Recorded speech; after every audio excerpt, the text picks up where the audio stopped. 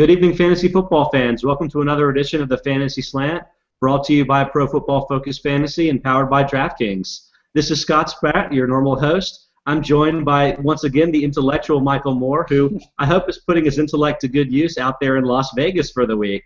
Michael, how's it going so far? Good, and as I told you offline, Scotty, if I'm breaking even, I'm considering that a win. So far I'm winning. That's what we'll Excellent. Say.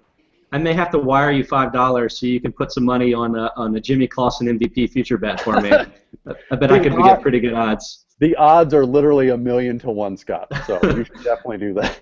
I like that a lot. Anyway, I'm really glad you could join me today, Michael. That shows your real commitment here to fantasy football, that you're willing to do this while on vacation out there. But it's the fantasy playoffs, so I think it's the time that you and everyone else needs to really buckle down. And so we have some really good topics today related to the fantasy playoffs. Coming up a little bit later, we'll talk about some of our matchup thoughts for Week 14 specifically. I think those could be really useful with your start and sitter decisions.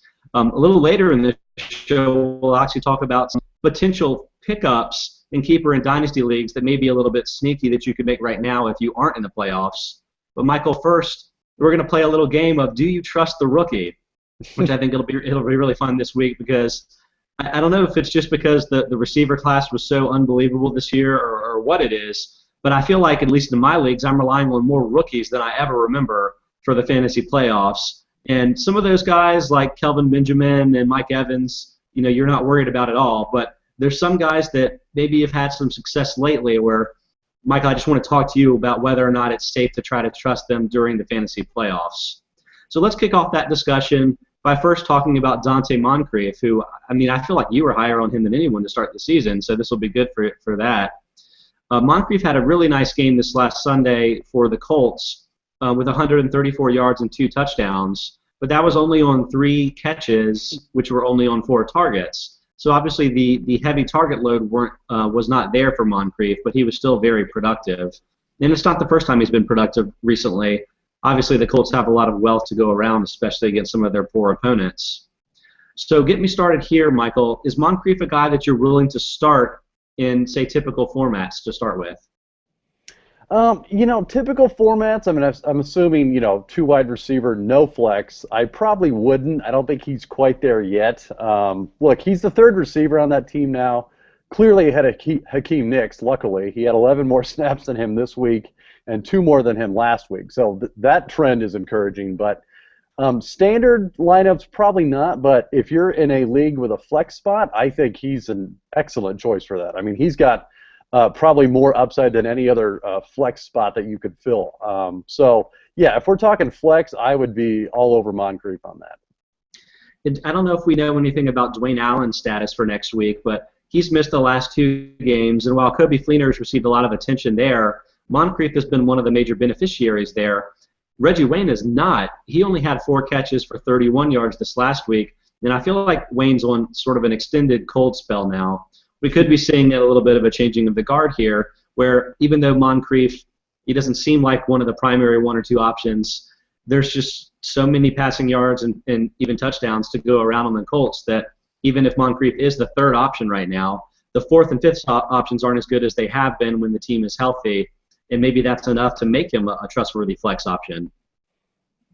Yeah, no, like I said, any 3rd receiver in that offense is going to have a great opportunity to score some touchdowns and just get a lot of targets. And Moncrief, I think it's fair to say, amongst the receivers there is probably the 2nd just athletically if we're talking about in a vacuum. Yeah, I think the potential on Moncrief for this season and beyond, which we'll get to later, is pretty high. I should have written down a couple of sort of questions of who you prefer, so I'll just try to think of them off the top of my head here. Again, not knowing health situation, but would you rather start Moncrief or Roddy White next week?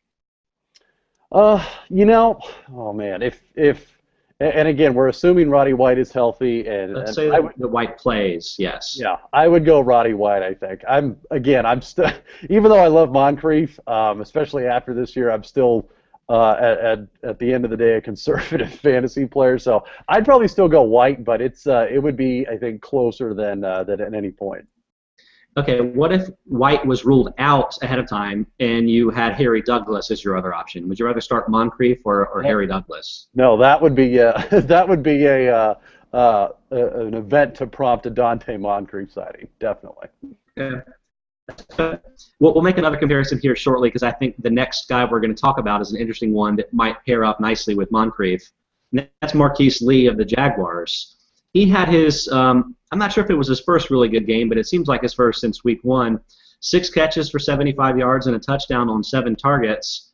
That's just 2 fewer yards than Allen Hurns and Cecil Shorts combined. So Lee was really the clear leader among the wide receivers down in Jacksonville. But all 3 had exactly 7 targets on the day. So, Michael, is this sort of a one-game blip? We've seen a lot of different guys in Jacksonville have good games throughout the year, many of them rookies. Is Lee now potentially becoming a startable option with Allen Robinson out for the season?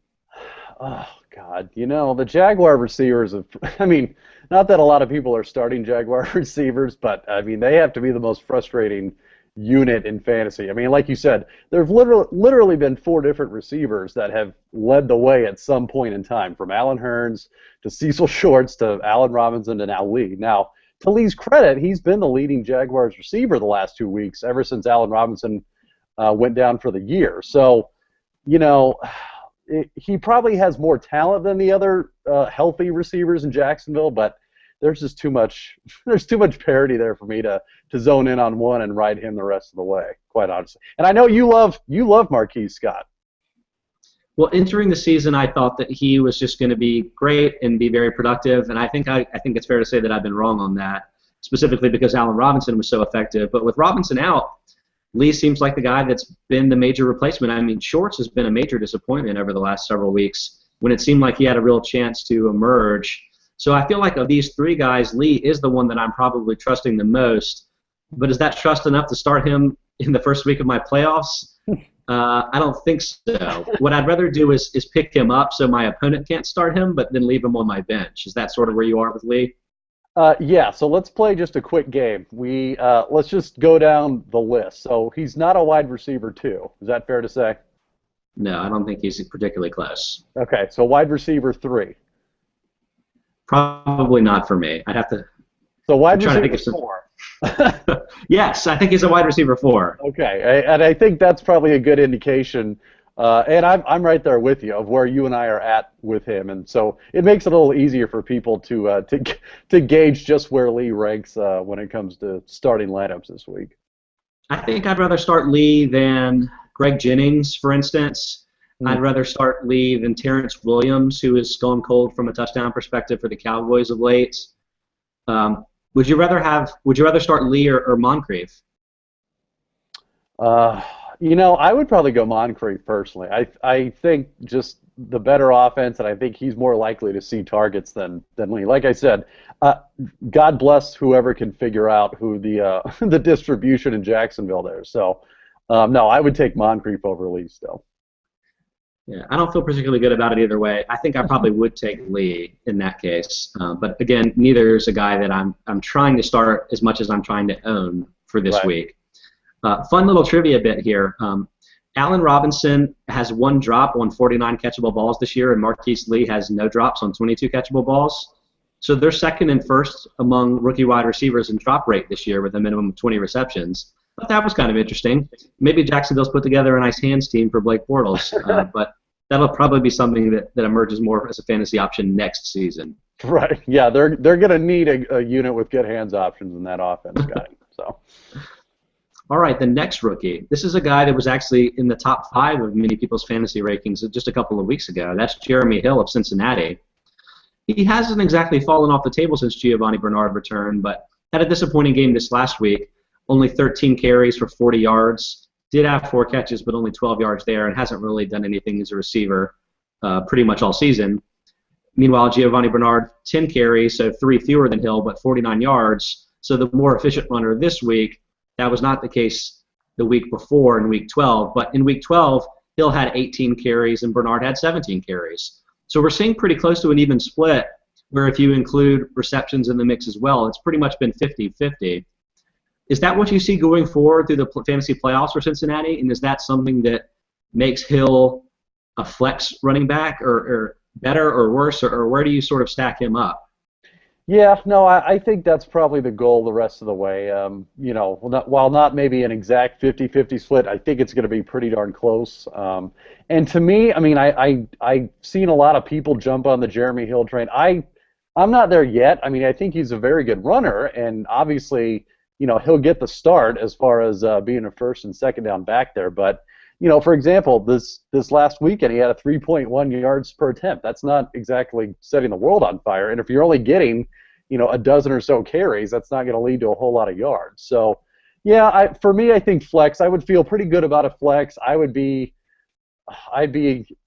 very hesitant to be anything higher than that, like a running back too. It would just, I think he's a true matchup dependent fantasy player. I mean, if you're going against a really bad running defense at home, I think Hill's a great start. Running back too, flex-wise, but on a week-to-week basis, yeah, flex is going to be where it's at for me.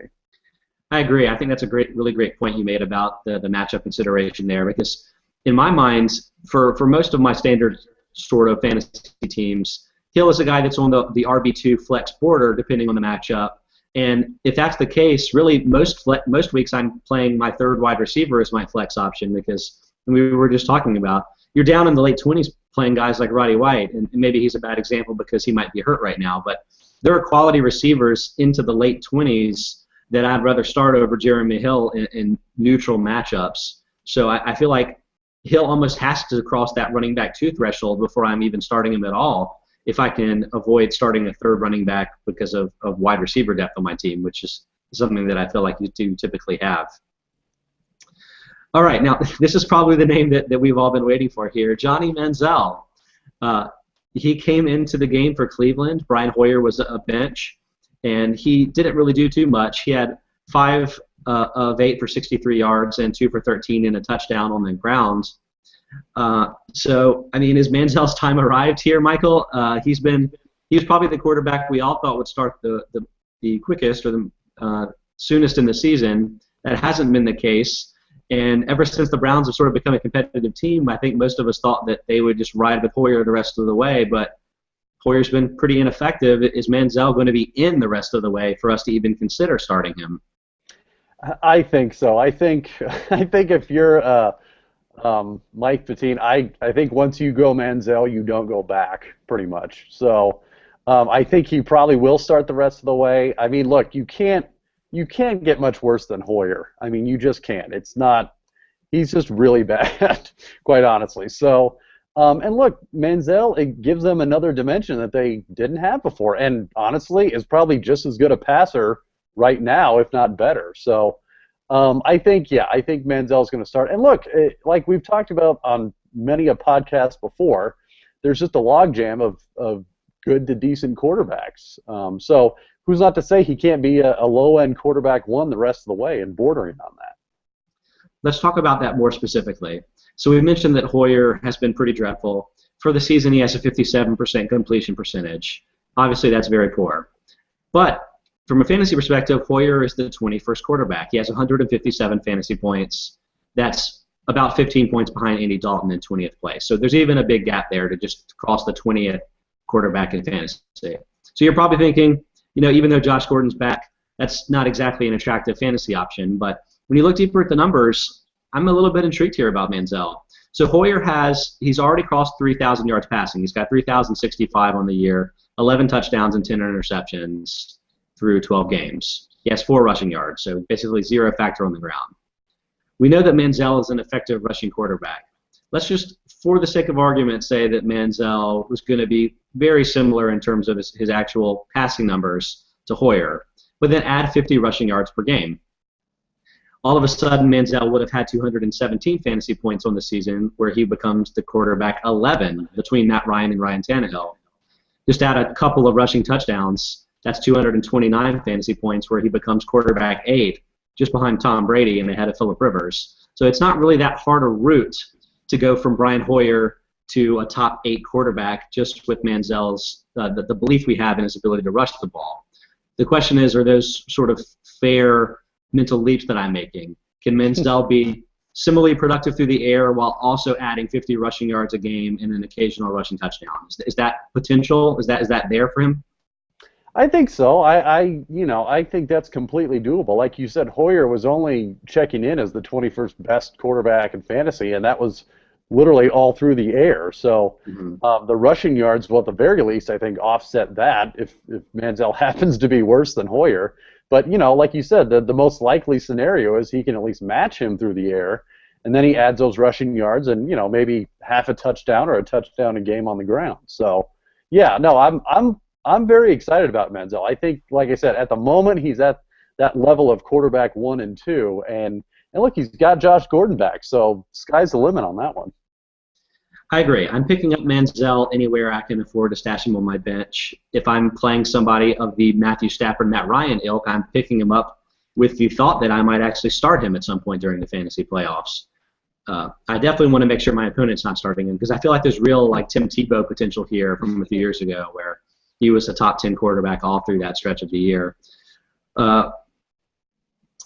It's a little bit tricky in the meantime. I think I was actually putting together my weekly rankings for week 14 before the program, and I was looking at quarterbacks. I think I ended up slotting Manziel at 17th or so this week, but I think that's because there's downside risk in terms of him not potentially being the starter for the entire game and that sort of thing.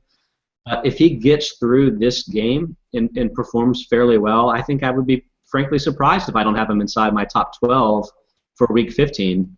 So, if one of your starters, one of your quarterbacks has a bad matchup that week, you could absolutely be playing Manziel in another week. So I think you need to pick him up. All right, Michael, segment 2 of the show. Let's talk about some of the specific matchups from week 14 and what that might mean for you. When I was looking at this, I was sort of taking it from a running back perspective, but we can talk about it any way you want to talk about. So should I lead off there with some of the attractive running back matchups, you think? Yeah, I think so. Hey, as we've talked about, Scotty, running back is the most fickle of fantasy positions. So it can either make you or break you. So running back's really the position that I like to stream players, and maybe not even stream is the right word, but use the matchup to determine whether or not I'm starting or sitting some of my running back 2/flex options. It's a very situational position. Exactly. For quarterbacks and wide receivers and tight ends, I'm pretty much sticking with the guys that I think are going to be effective regardless of matchups. Occasionally that'll change to a certain extent, but that's just not the way that I work with running backs. And so let's talk about some of the guys that I think have attractive matchups. I was using some kind of arbitrary endpoints here, but looking for the total season stats, here are the 6 teams that have allowed either 1,500 yards or 13 or more touchdowns or both so far this season. The Titans, the Giants, the Packers, the Raiders, the Jaguars, the Saints, and the Falcons. That might have been 7, but regardless, those are the guys that I identified as the best matchups if you have a running back facing those teams. So here are the guys that I sort of came up with that I thought might be start versus sit considerations, might even be available in some formats that you could potentially talk about starting. And you tell me, Michael, if you think these are good ideas or bad ideas to start. First is Bishop Sankey. He's facing the Giants this week. Sankey hasn't exactly been fantasy gold since taking over in Tennessee, but he does have 10 or more carries in 4 straight games and 9 or more carries in 7 straight games. So he's getting a running back 2/flex level workload. He just hasn't exceeded 61 yards in any game this season and just has 2 touchdowns. Is the offensive line in Tennessee just too bad to even consider starting Sankey, or do you think the matchup makes him a viable candidate for a flex player? Well, I think for flex I would be okay with it. I mean, I don't know. I haven't seen it with Sankey yet. I mean, last week or this past week was the first week since week 4 he averaged over 4 yards a carry, and that's as the bona fide starter there.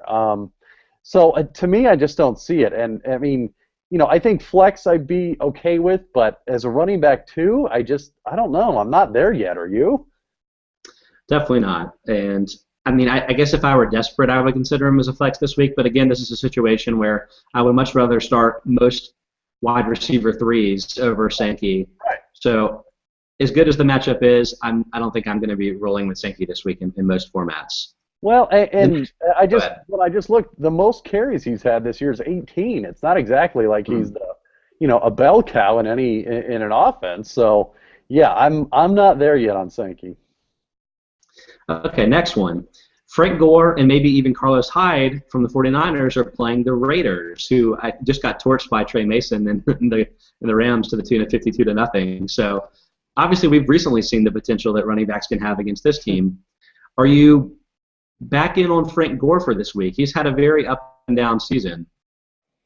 I think the term you used before, we used situational, would definitely apply here. I think overall the 49er offense in general has just not been good for the most part, but like you alluded to, the Raiders defense is not exactly good either. So I might plug in Gore as a running back too this week, just based on the matchup. But again, I don't think it's anything to get too excited about, whether they're facing the Raiders or Alabama or whoever. I've long been a Frank Gore apologist, and earlier in the year I was ranking him as a high-end running back 2 and even a low-end running back 1 in a lot of matchups. But what I think has sort of happened this year is his skills have diminished. I mean, we've been waiting for that to happen for several years, and it hadn't really. And while the 49ers offense might be to blame in a lot of ways, he hasn't performed as well as rookie Carlos Hyde, frankly. Gore 2.03 yards after contact per attempt this season. That's 37th of 48 qualifiers. Carlos Hyde 2.45 yards after contact per attempt. So pretty huge advantage there for Hyde. Plus Hyde is getting a lot more usage in the red zone, which is, it's maybe a smart thing of a way to conserve Frank Gore for a potential playoff run. They can get there, but that doesn't really lend me a lot of confidence here in starting Gore. Again, I think he's probably a flex consideration, and I would feel a lot better about him than I do Sankey. But I don't think he's a no-brainer start even versus the team that I think is the best matchup for a fantasy running back. Right. All right, number 3. I need to stop talking about this guy, but I can't help it. Jonathan Stewart to Saints. Yes. Stewart actually had a really nice game on Sunday. All in. Even though the Vikings absolutely torched the Panthers with a couple of return touchdowns. He had more than 100 yards from scrimmage. And actually in the game, D'Angelo Williams broke his hand, and I'm not sure if he'll be able to play in Week 14. So Stewart may actually have sort of the lead role by default. He had the lead role sort of because of effectiveness in this last game. And I don't know. I started him last week in a league that I had to. So I play in some deeper formats. But, with the matchup, with his effectiveness this year, could you potentially see starting Stewart? Oh, absolutely. No, I'm this is not. I'm not being facetious. I love Jonathan Stewart. He's been obviously way more effective than D'Angelo Williams this year, and with this new injury, which for the record, I believe D'Angelo's day to day. They don't know yet what his status will be this weekend, but you would hope that Ron Rivera is still trying to win games, and I think it's pretty obvious Jonathan Stewart gives them the better chance. So. Yeah, I would be. I'll put it this way: I would be a lot more comfortable with him starting him over the 2 guys we just talked about in Gore and Sankey by far. I know. I feel the same way, and I feel strange saying it. Before the season, Stewart 2.82 yards after contact per attempt. That's the 4th best of 48 qualified backs. Plus, he adds a little bit in the receiving game too. I know that it's been a really inconsistent offense, and this game has blowout potential, as bad as the Saints are as well. I'd be pretty surprised if Stewart didn't at least get 12 touches, and I think with that kind of workload, he has a floor as a running back 3 for the week, which I think that both Gore and Sankey have lower floors than Stewart. Yeah, no, I'm with you. And look, for the first time, Stewart out-touched D'Angelo. Now, yes, it was due to to an injury sustained by D'Angelo, but I think the trend is definitely going up for him. Mm-hmm. He was actually in the game early too and playing, so I feel like Stewart. The game plan was to use him as the lead back in this game. So I feel like it just sort of worked that way in the end. But I just like him. I like him, and I like the playoff matchup. It's not just this week either. Mm-hmm. Are there any other running backs that you think are particular targets because of their matchup or for some other reason in Week 14? No. I think those 3, those are the ones that are really, on the border for the most part. So, no, in fact, I like even some of the running backs that we'll get into here in a moment, Scotty. Okay. Well, there are a couple of guys that I identified as ones to maybe stay away from because of their matchups, and I again use some arbitrary cutoffs here. Here are the 1, 2, 3, 4, 5, 6 the 6 teams that have allowed either fewer than 1,000 yards rushing this season or 5 or fewer touchdowns on the ground this season. The Lions, the Broncos, the Jets, the Cardinals, the Dolphins, and the Patriots. So there are a couple of borderline candidates that I identified here. Let's talk about them as well. First up is Jerick McKinnon of the Vikings versus the Jets. Now, McKinnon actually missed Week 13 with a lower back injury, but prior to Week 13, he had 14 or more carries in 4 of 5 games. They traded, or I guess they picked up Ben Tate on waivers when Cleveland waived him, but that hasn't really translated into a lot of work for Tate. Even in this last game, Matt Asiata was the one that was really running with the first team. So McKinnon still seems like the primary back when healthy for the Vikings. Is that enough for you to trust him? He's been very effective this year, but the Jets are a tough running matchup. Yeah, it really seems like Minnesota, thankfully, has the philosophy of playing and starting their best players, whether they're a rookie or not, which fantasy people should be very thankful for. I mean, whether it's Charles Johnson, who, just a teaser we'll get to in a minute, or McKinnon, or, even down to Teddy Bridgewater, whoever gives them the best option to win, it seems like they're throwing them out there. And I think McKinnon, of all the running backs on that roster, gives them that chance. So, it's not a good matchup this week against the Jets, but to me, I think he's still a good player, and I think they're committed to giving him the ball. So I would still be okay with him as a running back 2 this week. A low-end running back 2, but I would be okay starting him, assuming he's healthy as well. That's for sure. Right. That'll also be something we'll have to check before the games. Now, so you're not docking him for the Jets matchup specifically, but are you worried that he hasn't scored yet this year? He's had a lot of touches, but Matt Asiata's gotten a lot of work in the red zone, and for whatever reason, McKinnon hasn't been able to break one from distance yet. Yeah, no. For me, it's not a big concern. I mean, those touchdowns, it's not as if they're a random occurrence, but I would much more be inclined to go with the guy I know or like to know would get the more carries than the guy that just comes in on the red zone. So, no, that doesn't really faze me. I would still like McKinnon as a low-end running back, too, going into this week. So where does that put McKinnon relative to Frank Gore, Jonathan Stewart, and Bishop Sankey for the week? I probably would slot him behind Stewart. I'd probably go, if we're just talking those 4, I would go Stewart, McKinnon, Gore, and then probably Sankey after that.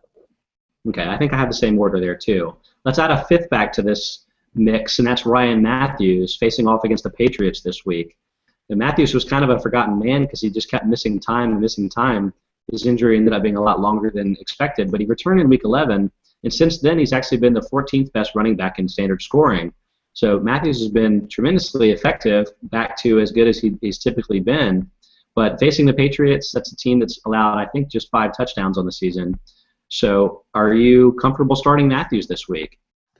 That's another one that I feel like he's the no-brainer featured back in that offense, and with running backs, I'm a lot more comfortable starting a guy I know or believe will get carries like McKinnon. So I would still be okay with Matthews. He would probably be more on the border of that running back 2 flex line that we've covered pretty extensively. So I would the matchup. Yes, it's not an ideal matchup by any means, but that doesn't take away from what I think will be still a pretty good workload for him. So again, I think a low-end running back 2 is probably best case scenario, and maybe even a flex. So I think that sounds like it means you like him behind Stewart and McKinnon, right? Yeah, I would say that's accurate for sure. But ahead of both Sankey and Gore? Yeah, I think so. I think he's just the better player than those 2 guys right now. And regardless of the matchup, just like we touched on with Gore and Sankey, it's not like their offensive lines are doing them any favors. So I would go Stewart, McKinnon, Matthews, Gore, and Sankey for my 5. For me, flip-flop McKinnon and Matthews there, and then I have the same order as you. But really, apart from Stewart, I mean, none of these guys are ones that I'm dying to start for my fantasy playoffs. Again, right. Stewart is probably the only one of the bunch that I consider to be a running back 2, and even that is a low-end running back 2. So sure. A lot of these cases, again, I've said it about 1,000 times, but I would prefer to start a receiver in a lot of these cases. And speaking of receivers, these are a couple matchup concerns as well that I thought might be interesting to talk about. Richard Sherman and Darrelle Revis. So the Eagles are facing off against Seattle this week, which could put Jeremy Maclin up against Richard Sherman. Is that something that has you concerned? I mean, Jordan Matthews, the rookie, has actually been the more effective fantasy player of late, more because of the touchdown totals than anything else. But I don't know if you think that's a random thing or what, but how do you treat these two receivers this week, specifically with Sherman? With Macklin, and I went back, he's had obviously a very, very good season. His two duds, for the record, he had 2 catches for 16 yards against the Giants and 3 catches for 38 yards against the Panthers. So what that tells me is it's not exactly a matter of him being shut down by any defense. I think, he's been effective every game this season. It's just been, these random games where maybe he won't see enough targets. So in relation to this game against Seattle, I don't know. To me, I would still start Macklin as a low-end wide receiver 1, I think. Is that crazy? I don't think it's crazy. I might be a little bit more pessimistic, but I don't think it's crazy.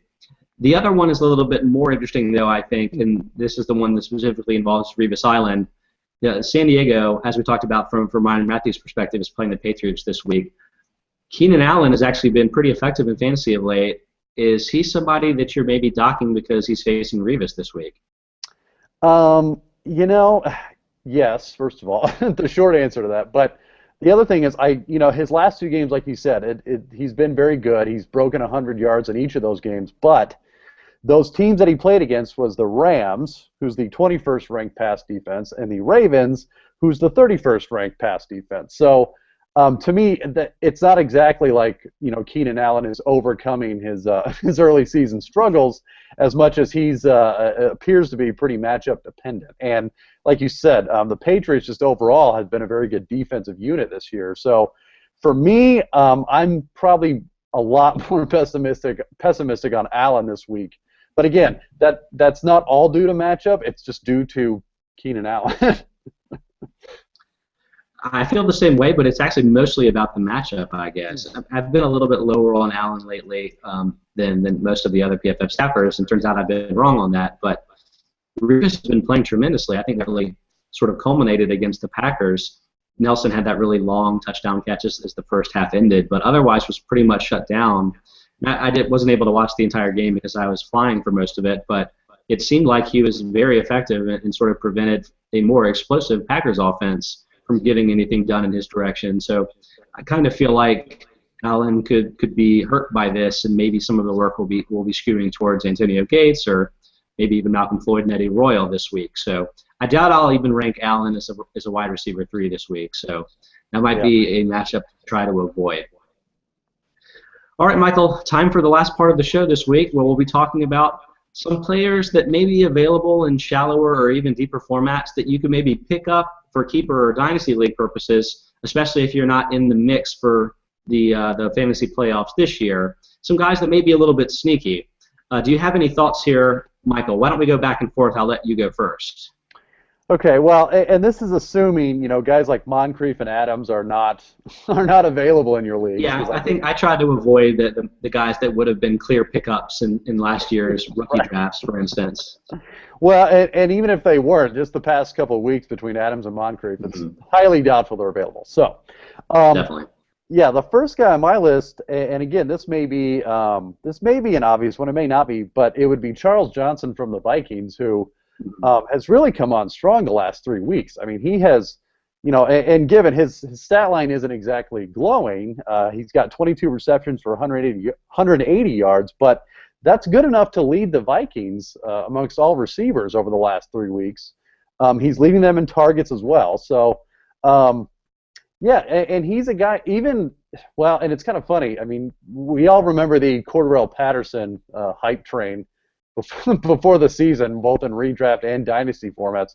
I mean, he's clearly ahead of him now. I mean, and they're not even hiding that fact anymore. So, to me, he's a guy that has the potential to enter next season as their wide receiver 1. I mean, the other thing you got to remember is you've got Greg Jennings, the veteran, who his cap number goes way up next year. I mean, I think his cap number is about $11 million next year, and they can save about 5 of that by cutting him, which I think they'll probably end up doing. So that's a guy that, again, he's not going to have explosive numbers. I don't think he'll ever enter the elite level, but could he be a pretty decent wide receiver too for somebody next year? I think he could.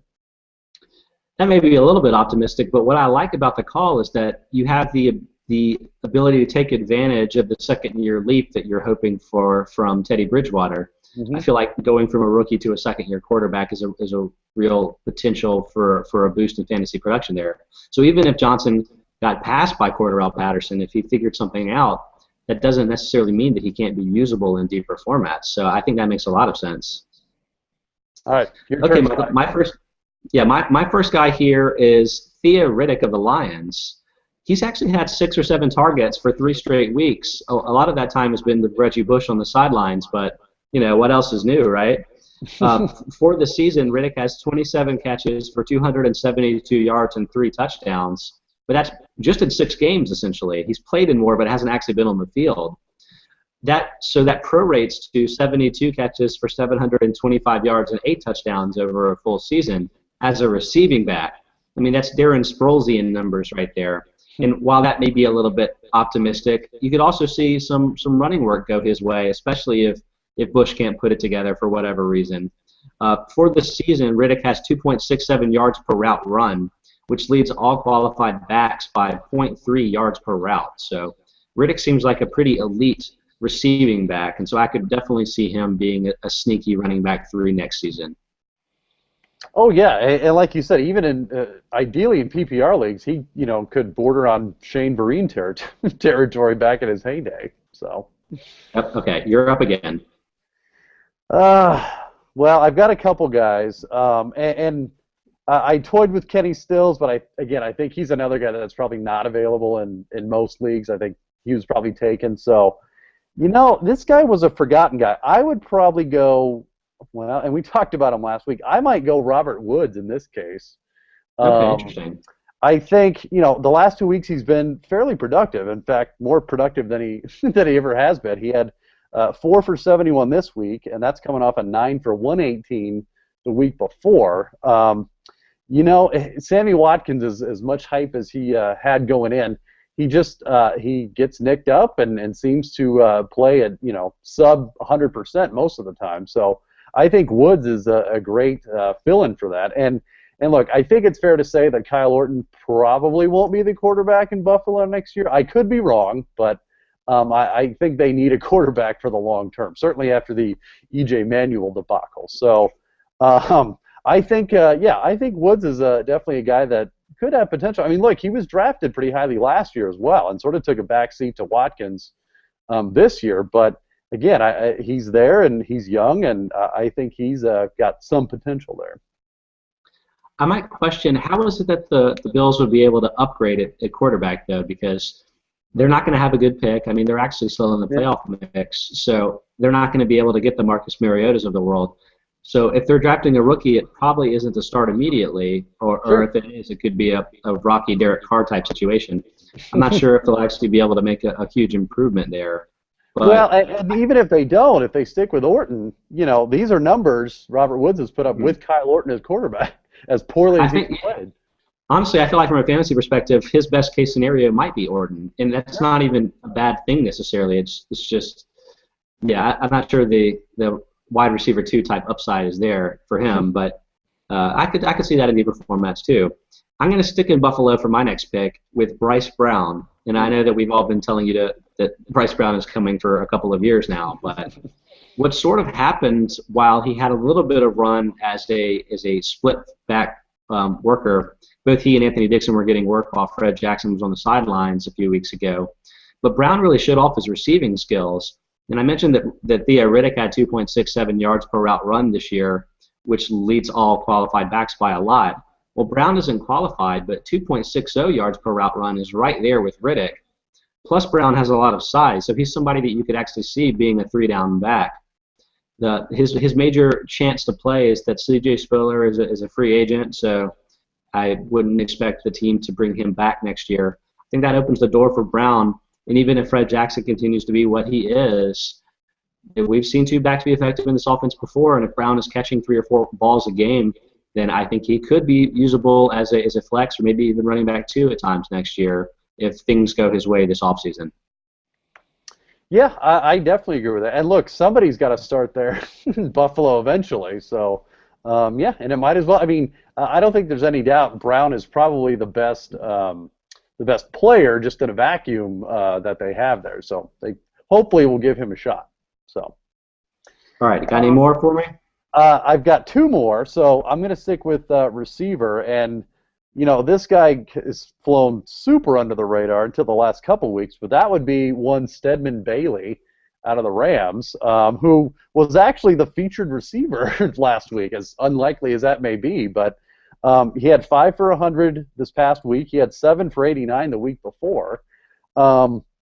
It's kind of funny. People forget him and Tavon Austin, his fellow Rams teammate and fellow West Virginia teammate, of the 2, Bailey was the far more productive college receiver than Austin was. So it's not exactly a surprise that Bailey can produce at this level, I think. So, and again, I probably won't go wide receiver 2 heights for Bailey, but, Sure. Look, I think he's carved out a role in that offense, at least for next year. And look, the Rams have been just hurting for a consistent receiving threat for a long time. So if Bailey can string together a couple more games like this, I think he's probably earned himself a bigger role for next year. And look, it could be a good flex play for 2015. I was dismissive of him last week, but in retrospect, it looks like that was a mistake. I was looking at just the snap totals for players over the last few weeks, and Bailey was just way up there, and I was like, wow.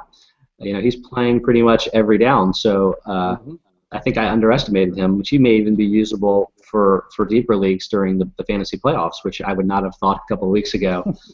My question to you is, no one did. I think you're right there. What happens when Brian Quick gets back in this mix? Because, I mean, he is another one of their younger drafted wide receivers, too, and Quick had a pretty solid year to start the year before he went on injured reserve. Do you think Bailey has the chance with good play down the stretch here to become the wide receiver 1 on the team next year, or do you think that job is waiting for Quick when he comes back? Maybe not the wide receiver 1, but I think between Bailey and Quick, I think that's probably a pretty decent tandem there in St. Louis. I mean, Kenny Britt is on a veteran's minimum 1-year deal, and I don't know that anyone expects him back next year. So, and that leaves Bailey and Quick and the infamous Tavon Austin, who I don't know that he'll ever be a wide receiver 1 or 2 on any team personally. But I think Bailey could definitely be a starter next year, and if he is, and the Rams' offense improves and the line improves more, then again he could have some appeal next year. Nice. Okay, well, we've actually exhausted my list, so let's go back to you for your last name. Well, this will be a super hot take, Scott. So just get ready. I like it. I love hot takes, man. I know. And I'm going to go to my hometown team, not my favorite team, but my hometown team, and your Dallas Cowboys, not your Dallas Cowboys, but somebody's Dallas Cowboys out there. We got to remember something about the Cowboys, Scotty. They have 2 fairly prominent free agents this year in DeMarco Murray and Dez Bryant. And, well, let's just play this game first. Who's more likely to be re-signed? Whether it's Jerry Jones or you, who are you more likely to re-sign? Dez Bryant. Yeah, and I don't think it's even close, which, I don't know. To me, there's a good chance that DeMarco won't be back next year. He's going to want top-of-the-line money, and I don't know that Dallas is going to have the room to afford it. So, for me, I'm probably looking at his backup right now in Joseph Randle. He's averaging 6.7 yards a carry this year. He's only 22. Murray's 26. He'll be 27 next year. I think there's definitely a good chance Murray is not back next year. And look, they could even go internal to replace him. So I would get Randall just if I had a deep roster and hope that he was that lottery ticket. I'm definitely fine playing him as a lottery ticket. I'm not sure I can think of the last time that a winner of the rushing title was not on the same team next year. So there's a first time for everything, Scott. If Jerry Jones loves to be first, it's everything. So. Yeah, it's kind of funny trying to predict exactly what he'll do because I feel like if Murray's gone, then that's because Adrian Peterson is his running back next year. But that's possible too. Yeah, it's hard to say. But yeah, I understand. Their offensive line is so good that probably any back there would be productive behind it. Maybe not to Murray's level, but yeah, I could definitely see him being a low-end running back one next year if Randall is the guy there. And that makes it worthwhile. Like, all you're trying to do is maybe pick up a guy that you could hold during the offseason to see what happens. Right. That's definitely worth a roster spot in some of the deeper formats. Okay, Michael, does that cover everybody you had for the list? That is the list, Scotty. We have exhausted on that list, so I'm good. Well, great. I'm going to go let you head to the sports book, watch some Monday night games, and place some Jimmy Clausen wagers. And I'm going to go watch the game myself as well. So thanks, everybody, for joining us for another issue of the Fantasy Slant. Good luck in your playoffs this week and in the next couple of weeks, and check out our other shows. We will catch you next Monday.